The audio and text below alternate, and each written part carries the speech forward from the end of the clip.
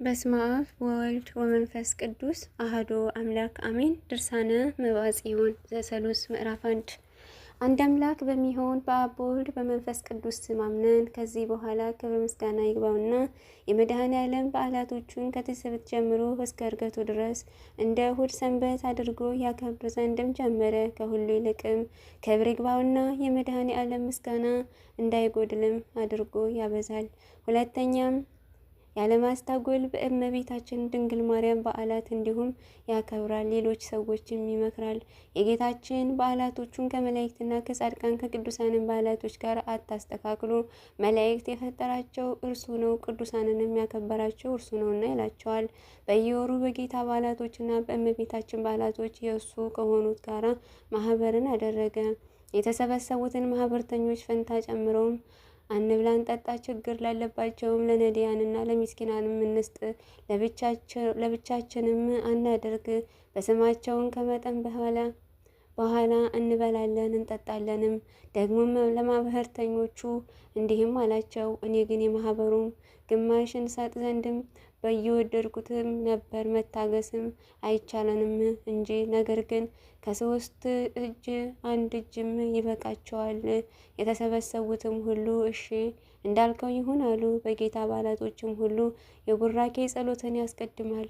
ከዚህም በኋላ ማዕድን ከ3 ይከፍላል። ለነዳያንና ለምስኪናን፣ ለወንዶችና ለሴቶች፣ ለሽማግሌዎችና ለሕፃናት፣ ለባልቴቶች እናትና አባትም ለሞቱባቸው ይሰጣል። ከአሰላቸውና ከአጠጣቸው በኋላም ፈጽሞም ያመሰግናሉ። እናመሰግነው ዘንድም ለፈጣሪ በሰማይ ላለ ለእግዚአብሔር ምስጋና ይገባል ይላሉ። ከዚህ በኋላ ለማህበርተኞቹ ማዕድ ይሰራል። በእመቤታችን በልደቷ በዓላቶችን ካህናትን ዲያቆናትን ጠርቶ በዓሏን ያከብራል። እነሱም አስቀምጦ በመካከላቸው ይፋጠናል። ብዙዎች ቅዱሳን እመቤታችንን ከሱ ጋር ትመላለስም አየናት አሉ። ከዚህ በኋላም እመቤታችን የክብር ኮከብ ቅዱስ ጊዮርጊስን ጠርታ ሂድና በሰማይ በምድር በዋሻም ያሉትን ቅዱሳን ንገራቸው፣ ለተወለድኩባት ለመታሰቢያዬም በዓል ከወዳጄ ከዚህ መብዓ ጽዮን ቤትም ይሰብሰቡ፣ እኔና ልጄ ከዚህ በዓል እናደርጋለን አለችው። በዚያም ጊዜ ቅዱስ ጊዮርጊስ በፈረሱ ተፋጥኖ እንዳዘዘችው አደረገ። ቅዱሳንም ከተሰበሰቡበት ዘንድ መድኃኔዓለም ወረደ። ከዚያ ቦታም ታላቅ ማስፈራትም ሆነ። 7 ካህናትም ዙሪያውንም እየዞሩ በወርቅ ማዕጠንት ያጥናሉ። የተሰበሰቡትም ሕዝቦች ቁጥራቸውም ያለሱ ያለ መድኃኔዓለም የሚያውቀው የለም። የመለኮት ምስጢር ሥርዓትም ተሰራ። ለተሰበሰቡትም ሰዎች ተሰባቸው ታላቅ ደስታም ሆነ። በዓሉንም ካለፈ በኋላ 3 መዓልትና 3 ሌሊትም ተቀመጠ። ሁለተኛም አንድ በቅድስና የተሸለመ በእመቤታችን በልደቷ ቀን ወደ ቤተ ማርያም ሲሄድም ከአንድ ሰው ጋር ተገናኘሁ። ያለ ፈቃዴም አስገደደኝ፣ ወደ ቤቱም ወሰደኝ። ከዚያም አደርሁኝ። መንፈቀ ሌሊትም በሆነ ጊዜ ሰፊ የሆነች በንጽህና የተሸለሙ ቅዱሳን በውስጧ የሞሉባት ሀገርን አየሁ። እኔም ከነሱ ጋር ቆምኩኝ። የዚያን ጊዜ ሰማይ ተከፈተ፣ እንደ ፀሐይ ብሩክ የሆነ ደመና ወረደ። ከደመናውም ውስጥ የሚያስፈራ ብርሃን የተጎናጸፈ ሕፃንም ወጣ። ይህ መብዓ ጽዮንንም ዘለለ። ሕፃኑም ተቀበለው፣ አንገት ለአንገትም ተቃቅፈውም ተሳሳሙ። ይህንን ነገር ያዩ ቅዱሳንም አደነቁ። ይህን ያህል ጸጋ ስለምን ነገር ተሰጠው ተባባሉ። የእመቤታችን የልደቷን በዓል ስለሚያደርግ ነው ያሉ አሉ። የመድኃኔዓለም ሞቱን መታሰቢያውን ስለሚያደርግ ነው እሱም የወደደ ያሉትም አሉ። ይህንንም አይቼ ወደ አንተ ስለ አልመጣሁኝ አዘንኩኝ ብሎ ነገረው። አባታችን መብዓ ጽዮን ይህን ሰምቶ ተደሰተ። በዓል ማድረግንም አበዛ። ስለ እመቤታችን ስለ ልደቷ በዓል ገናንነት በየወሩ ያከብራል። በየ16 ቀንም ስለ ዕርገቷ በዓል ገናንነት ያከብራል። እንደ እመቤታችን በዓላትም በእጁ ዘወትር ብዙ ተአምራትን ያደርጋል። ዘወትርም ተመልከተኝ አታሳፍረኝ እያለ ይጸልያል። በጭካኔ ልብ መድኃኔዓለምንም ያገለገለው ዘንድ ስጋውንም ያደክም ጀመር። በእጁም ለጎኑና ለወገቡም መውጊያንም አበጀ። እንደዚያውም አደረገ። በጾም ቀኖችም ሰው እንዳያውቅበትም በልብሱ ውስጥ ማቅን ይለብስና በየ3 ቀንም የበረሃ ፍሬን ይበላል። በባህር ውስጥም ያድራል። ከድካሙ ብዛት የተነሳ ስጋውም ጠወለገ። ከእርሱ ጋራም ከነበሩት አንዱ ወደ ባህር በምትወርድ ጊዜ በፊትህ ምን ታያለህ ብሎ ጠየቀው። በፊቴም በእናንተ ፊትም ምንም አላይም አለው። መድኃኔ ዓለምንም አመሰገነው። ነገር ግን ከቤቴ በሚወጣ ጊዜ ብሩክ ኮከብ እስከ ባህር ድረስም ሲመራኝም አየዋለሁ አላቸው። ቅዱሳንም ሁሉ ድንቅ ስራን ከሚሰራው ከእግዚአብሔር ጸጋ የተነሳ አደነቁ። በባህር ውስጥም ሳሉ ሰይጣንም በጨለማ ውስጥም እንደ ዘንዶ እየጮኸ መጣ። ጩኸቱም በማይታወቅ መዓታ አስደነገጣቸው። አባታችን መብዓ ጽዮን በጌታችን በመድኃኔ ዓለም ኃይል ጽኑ አለ።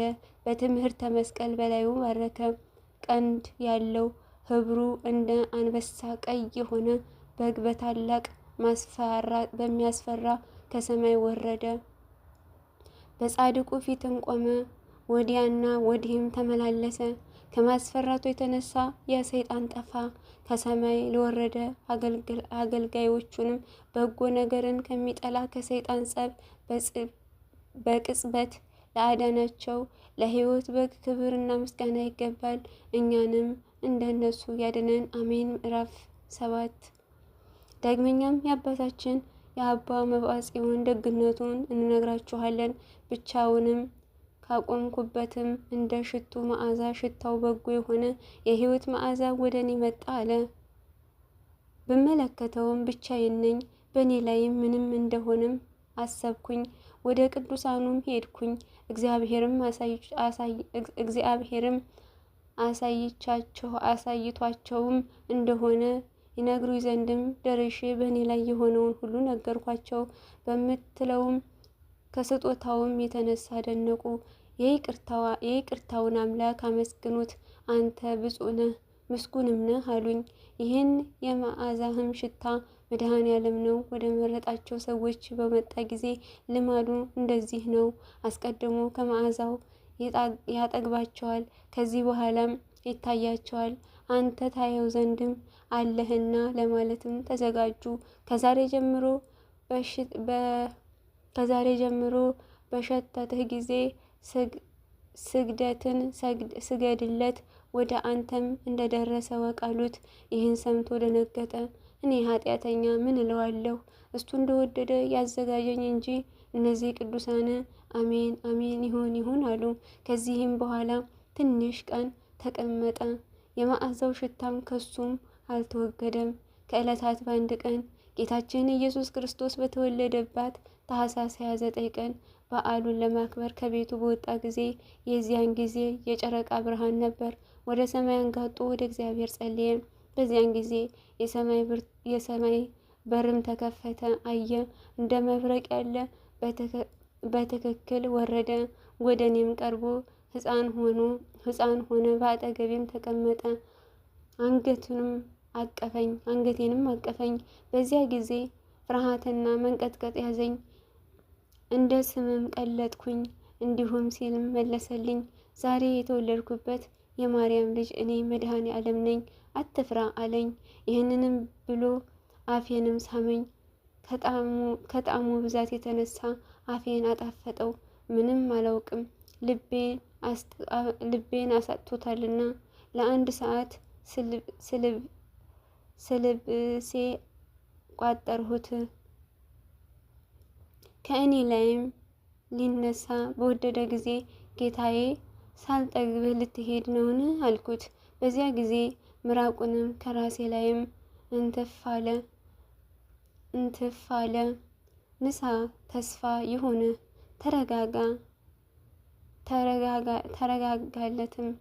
ተረጋጋለትም። እኔም አልተውህም፣ ዘወትርም ከአንተ ጋር እሆናለሁ አለኝ።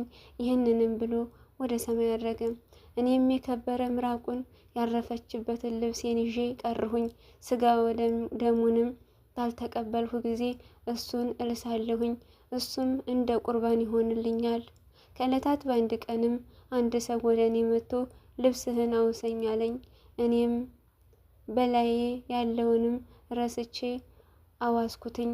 በዚያ ጊዜም ከሩቅ አንድ መነኩሴ ወደ እኔ መጣ። ስለ አንተም የሚያስደንቅ ነገርን አየሁ አለኝ። ምንድን ነው አልኩት። መልኩ ያማረ አንድ ጎልማሳ ወደ እኔ መጣ፣ ከራሴ በላይም ተቀመጠ። እንዲህም እያለ ተነጋገረኝ።